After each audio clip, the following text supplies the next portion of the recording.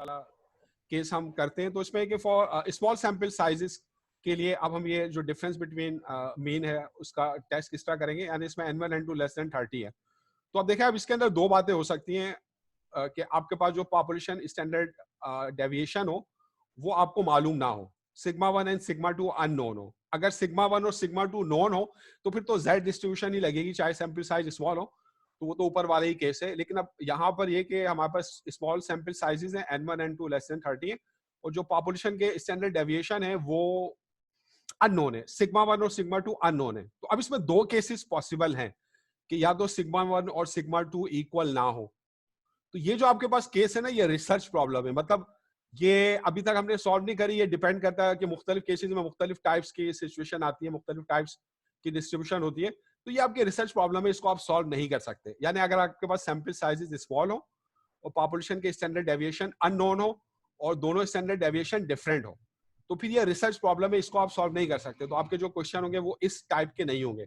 आपके क्वेश्चन किस टाइप के होंगे? जो सेकंड आपके पास पॉसिबिलिटी है कि दोनों स्टैंडर्ड डेविएशन अननोन तो है लेकिन they are equal, sigma 1 and sigma 2 are equal, तो हमने इनको सिंपली सिग्मा से डिनोट कर दिया। तो ये केस जो है इसको हम कर सकते हैं। तो अब हम ये केस कर रहे हैं। तो याद रखें, सिग्मा 1 और सिग्मा 2 अगर इक्वल अननोन है और इक्वल नहीं है तो हम उसको सॉल्व नहीं कर सकते। अगर सैंपल साइज स्मॉल है, सिग्मा 1 सिग्मा 2 अननोन है and sigma 1 and sigma 2 are equal, जिसको हम सिग्मा से रिप्रेजेंट करते हैं, तो now we can solve this case.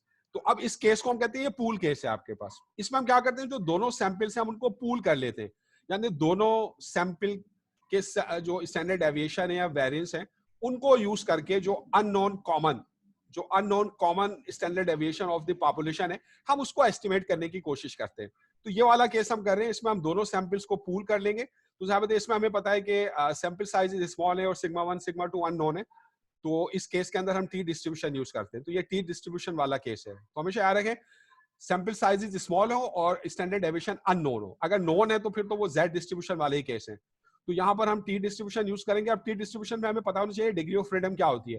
तो हमें पता अगर एक सैंपल होता है तो डिग्री ऑफ फ्रीडम क्या होती है, n-1। तो अब यहाँ पे दो सैंपल हैं, एक का साइज n1 है तो उसकी डिग्री ऑफ फ्रीडम n1-1 होगी, दूसरे की n2-1 होगी, उनको ऐड कर लेंगे। तो यहाँ पे तो दोनों आपके पास सैंपल हो गए, उसकी जो डिग्री ऑफ फ्रीडम यूज करेंगे वो n1 + n2-2 होगी। ठीक है, तो टी डिस्ट्रीब्यूशन यूज करेंगे जिसकी degree of freedom n1 + n2-2 है। तो ये वाला केस करूं जो पूल केस है आपके पास, पूल केस जिसमें दोनों आपके पास जो स्टैंडर्ड डेविएशन अननोन है लेकिन दे आर इक्वल, उनको मैंने सिग्मा किया। तो अब इसको सॉल्व करने का तरीका क्या है, तो हम दोनों सैंपल्स को पूल कर लेते हैं और फिर हम जो है पूल्ड एस्टिमेट निकालते हैं ऑफ सिग्मा स्क्वायर, जो पॉपुलेशन का वेरिएंस है, जो अननोन पॉपुलेशन के जो अननोन वेरिएंस है, कॉमन वेरिएंस है सिग्मा स्क्वायर, उसको हम एस्टिमेट करते हैं। तो उसका फार्मूला क्या होता है, ये पूल वेरिएंस है which is an estimate of sigma square. तो एसपी स्क्वायर, अब देखें इसके लिए क्या करते हैं, जो पहला आपके पास सैंपल था उसका वेरिएंस है S1 स्क्वायर, इसको मल्टीप्लाई किया इसकी डिग्री ऑफ फ्रीडम से। इसकी डिग्री ऑफ फ्रीडम क्या है, n1-1। तो पहले सैंपल के वेरिएंस को S1 स्क्वायर को इसकी डिग्री ऑफ फ्रीडम से मल्टीप्लाई किया n1-1, दूसरे सैंपल के वेरिएंस S2 स्क्वायर को इसकी डिग्री ऑफ फ्रीडम से मल्टीप्लाई किया n2-1। और पूल करने का मतलब हम इन्हें कंबाइन कर रहे हैं, इनको ऐड करके नीचे हमने टोटल डिग्री ऑफ फ्रीडम यानी n1 + n2-2 से डिवाइड कर दिया। तो इस फार्मूले से जो हमारे पास कॉमन अननोन वेरिएंस होता है उसको हम एस्टिमेट करते हैं, उसकी वैल्यू हम निकालते हैं एसपी स्क्वायर की वैल्यू। तो यहां से हम पूल एस्टिमेट निकालते हैं एसपी, ये इसका फार्मूला है। तो ये आपको निकालना पड़ेगा। अच्छा, और फिर उसके बाद जो स्टैंडर्ड एरर होगी आपके पास, तो वैसे देखें जब आपने पीछे जो आपने फार्मूला पढ़ा था पहले केस में, उस केस में आपके पास स्टैंडर्ड एरर जो होती है सैंपल मीन के डिफरेंस की, वो स्टैंडर्ड एरर क्या होती है, √S1 square divided by n1 + S2 square divided bye n2। अब यहां पर हमने S1 और S2 की जगह हमने जो अननोन कॉमन मीन था आपके पास सिग्मा, उसको पूल करके हमने उसका एस्टिमेट निकाला एसपी, पूल एस्टिमेट। तो ये S1 की जगह SP स्क्वायर रखेंगे, S2 की जगह SP स्क्वायर रखेंगे, तो अंदर से SP स्क्वायर कॉमन आ जाएगा, तो उसका रूट हमें बाहर मिलेगा SP। तो यही जो फॉर्मूला है ये आपके पास क्या बन जाएगा, स्टैंडर्ड एरर का ये फॉर्मूला बन जाएगा आपके पास। जो स्टैंडर्ड एरर है SP बाहर है, √1/n1 + 1/n2। तो ये वही जो फॉर्मूला है उसके अंदर हमने जो है और रखा है, तो ये फॉर्मूला ये बन गया है। तो ये आपके पास स्टैंडर्ड एरर का फार्मूला है। तो बस ये सिर्फ फार्मूलों का चेंज है, यानी एक फार्मूला इसमें ये आ गया pool estimate of sigma square का, pool standard error pool variance का, और दूसरा ये स्टैंडर्ड एरर का फार्मूला आ गया। तो अब हम जैसे इसका क्वेश्चन हम करते हैं, तो अब जैसे आपके पास एक्सरसाइज 9.2 है, आपके पास एक कंज्यूमर ऑर्गेनाइजेशन है, routinely sets several car models each year and evaluates their fuel efficiency. तो in this year's study of two similar subcompact models, दो से तो दो पॉपुलेशन है आपके पास, दो subcompact models है for two different automakers.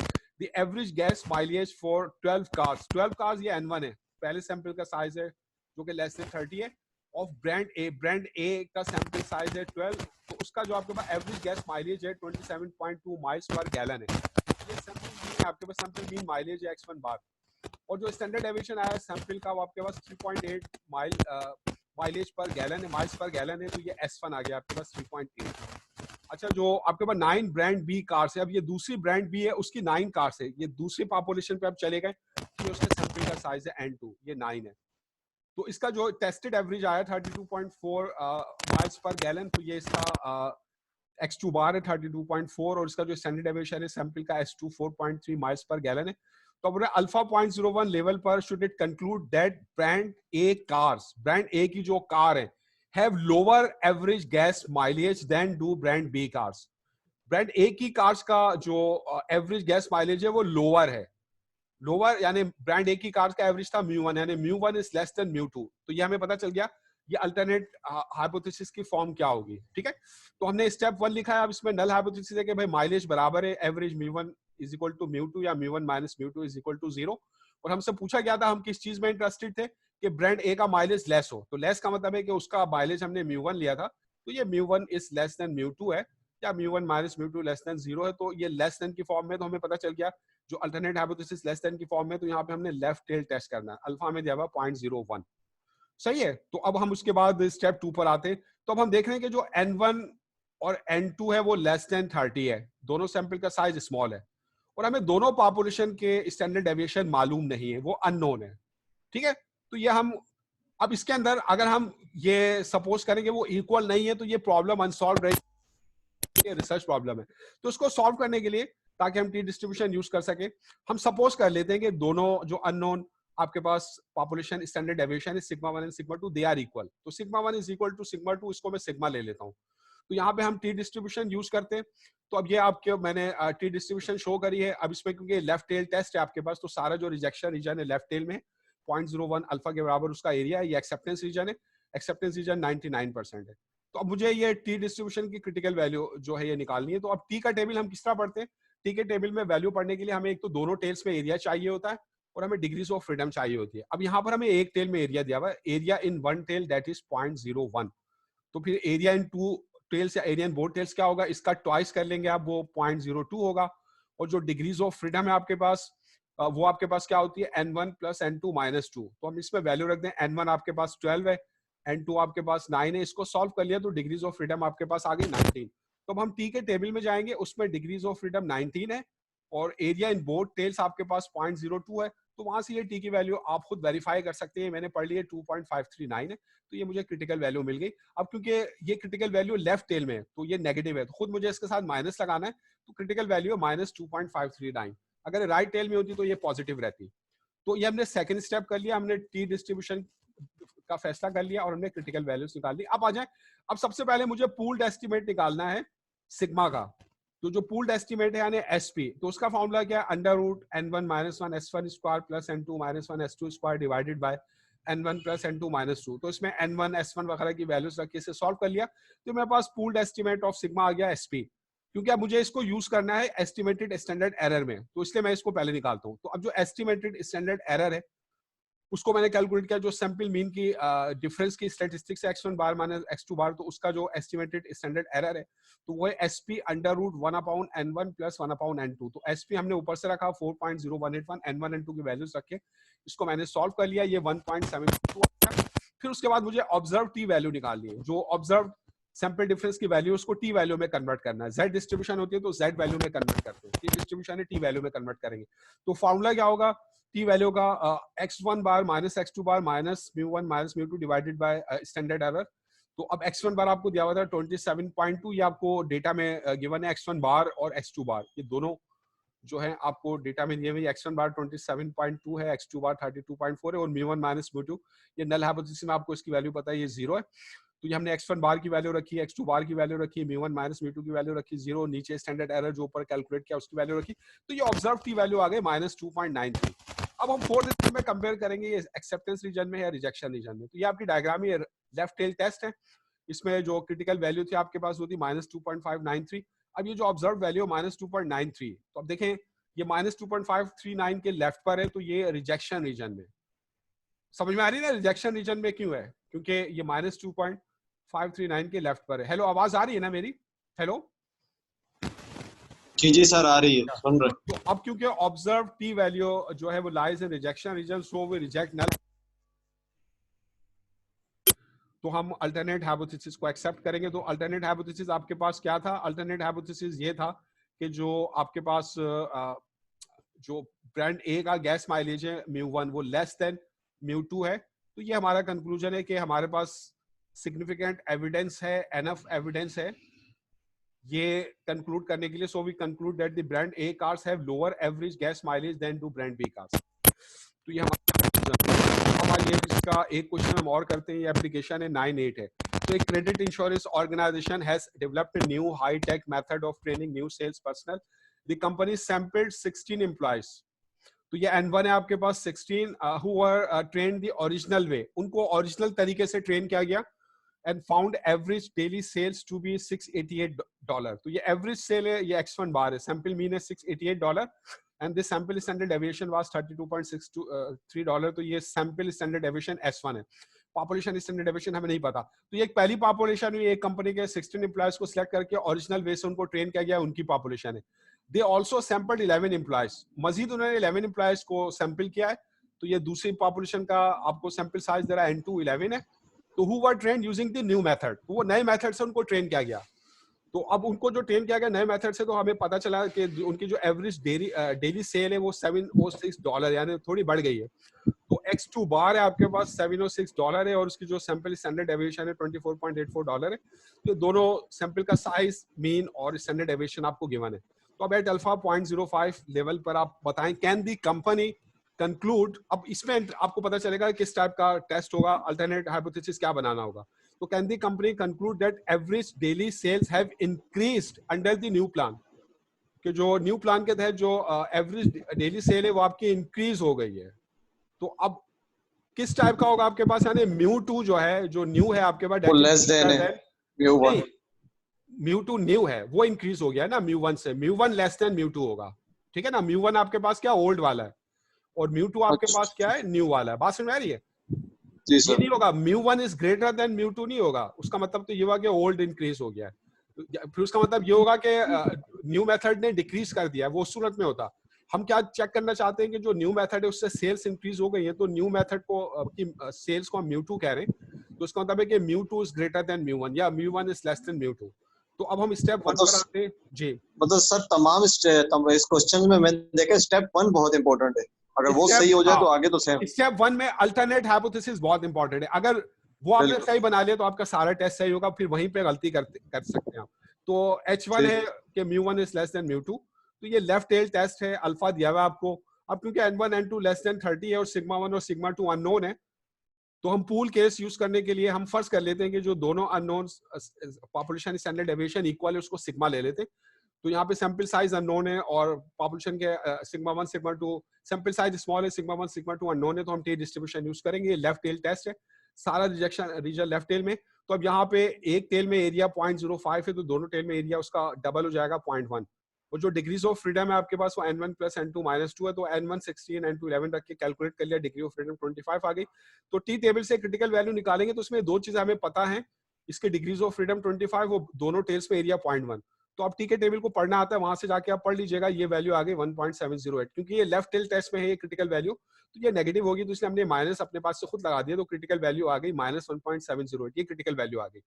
तो अब आ जाइए, अब हम थर्ड स्टेप में आते हैं। पहले हम जो अननोन आपके पास कॉमन स्टैंडर्ड डेविएशन है उसका पूल्ड एस्टिमेट निकालते हैं। तो हम दोनों स्टैंडर्ड डेविएशन को पूल कर लेंगे, यानी कंबाइन करके हम ये एसपी निकाल लेंगे जो एस्टिमेट है सिग्मा का। तो इसका फॉर्मूला है under root n1 minus one S1 square plus n2 minus one S2 square divided by n1 plus n2 minus 2। याद रखें S1 स्क्वायर के साथ पहले सैंपल की degree of freedom n1 minus 1 है, दूसरे सैंपल के S2 स्क्वायर के साथ उसकी degree of freedom n2 minus 1 है, नीचे टोटल है यानी n1 प्लस n2 माइनस 2। ये वैल्यूज पुट करके इसे कैलकुलेट कर लिया, 29.759 आ गया।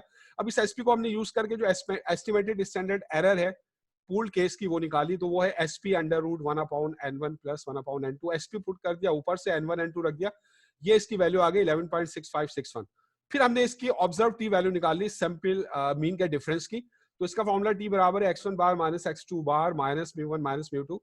Mu one minus mu two 0 है, x1 बार दिया हुआ था 688, x2 बार था 706। ये न्यू मेथड की सेल थी, नीचे स्टैंडर्ड एरर ऊपर से रखी, इससे कैलकुलेट कर लिया, तो ये आपके पास ऑब्जर्व टी वैल्यू आ गई -1.544। अब आपने इसको कंपेयर करना है, ये देखना है ये रिजेक्शन रीजन में है या एक्सेप्टेंस रीजन में है। तो ये आपके पास है, ये आपके पास था -1.708, ये आपकी क्रिटिकल वैल्यू थी जो आपने सेकंड स्टेप में टी के टेबल से निकाली थी।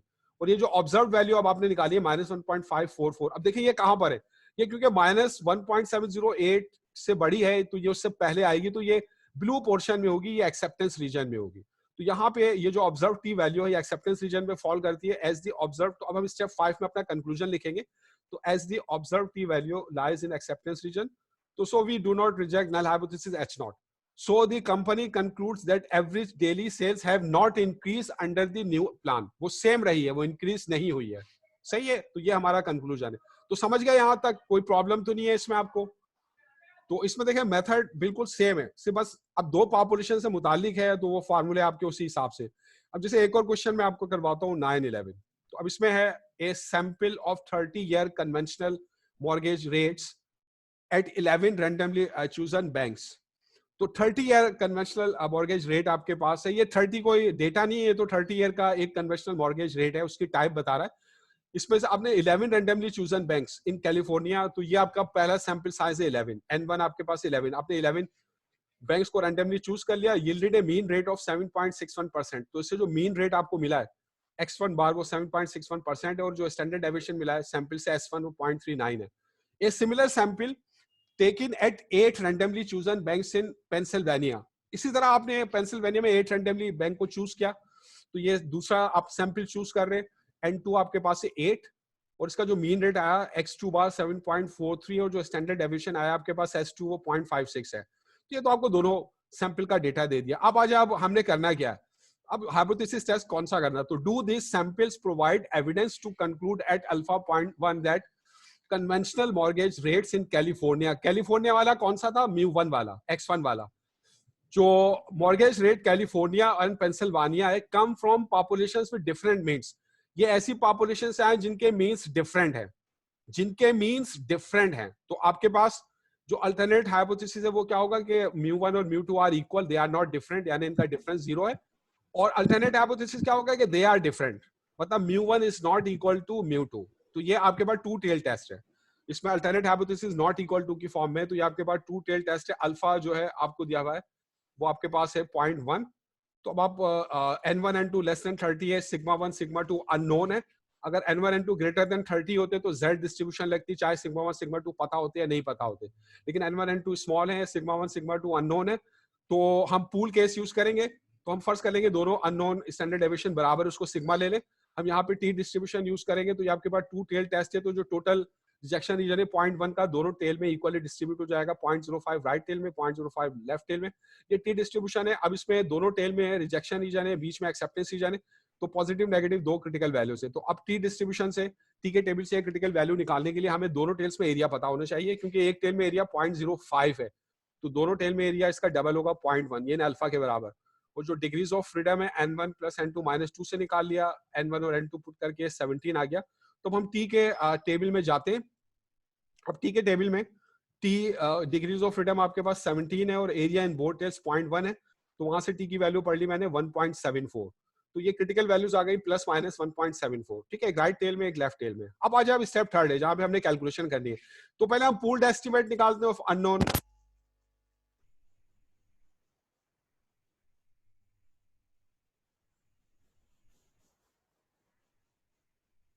Square plus n2 minus 1 s2 square divided by n1 plus n2 minus 2 values put करके इसे सॉल्व कर लिया। फिर इसको यूज करके हमने जो स्टैंडर्ड एरर है, एस्टिमेटेड स्टैंडर्ड एरर, उसको कैलकुलेट कर लिया। तो ये आपके पास जो सैंपल मीन के डिफरेंस की स्टैंडर्ड एरर, ये उसका फार्मूला है SP under 1/n1 plus 1/n2। SP ऊपर से रखा है, n1 n2 गिवन था, वो पुट करके ये हमने निकाल लिया 0.21722। अब इसको हम टी वैल्यू कैलकुलेट करने में यूज करेंगे। तो अब ऑब्जर्व टी वैल्यू निकालते हैं सैंपल मीन डिफरेंस। तो x1 बार आपको दिया हुआ था 7.61, x2 बार दिया हुआ था 7.43, म्यू1 माइनस म्यू2, नल हाइपोथेसिस की वैल्यू है 0 और स्टैंडर्ड एरर की वैल्यू ऊपर कैलकुलेट किए 0.21722 से पुट करके हमने ऑब्जर्व की वैल्यू निकाली अपने सैंपल स्टैटिस्टिक्स की 0.8286। अब हम इसे कंपेयर करते हैं रिजेक्शन रीजन में या एक्सेप्टेंस रीजन में। तो ये आपके पास डायग्राम है, ये टू टेल टेस्ट था।